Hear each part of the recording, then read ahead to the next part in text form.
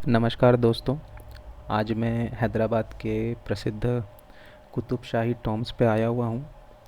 कुतुब शाही Tom's basically जो हैदराबाद में कुतुब शाही dynasty हुई थी 1512 में, जिसकी शुरुआत हुई थी, उनके 7 राजाओं का यहाँ पे मकबरा है और उसके साथ ही साथ कुछ मस्जिदें भी यहाँ पे हैं।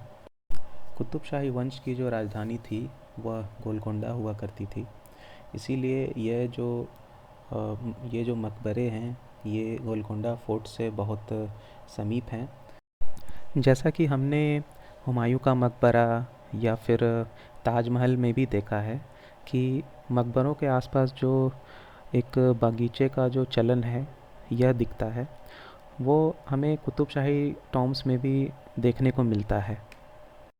कुतुब शाही टूम कॉम्प्लेक्स के अंदर जितने भी मकबरे हैं उनमें से कुछ मकबरे ऐसे हैं जो कि एक मंजिला के हैं और कुछ मकबरे ऐसे हैं जो कि 2 मंजिला के हैं।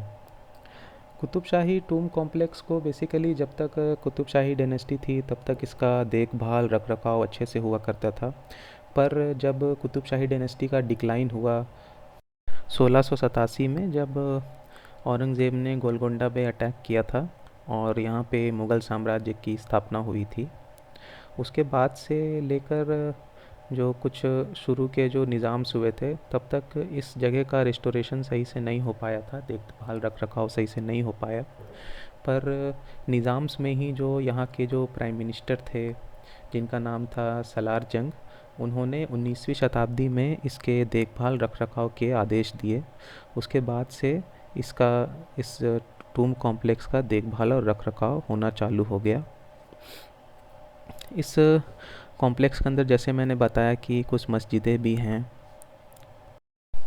इन मकबरों में जो सबसे ऊंचा और सबसे बड़ा मकबरा है यह मोहम्मद कुली कुतुब शाह का मकबरा है।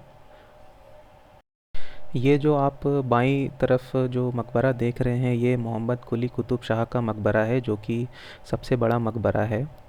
ये मोहम्मद कुली कुतुब शाही थे जिन्होंने 1591 में हैदराबाद शहर की स्थापना की थी और चार मीनार की नींव रखी थी। अतः अगर आप हैदराबाद आते हैं तो आप इसे अपने ट्रैवल लिस्ट में डाल सकते हैं।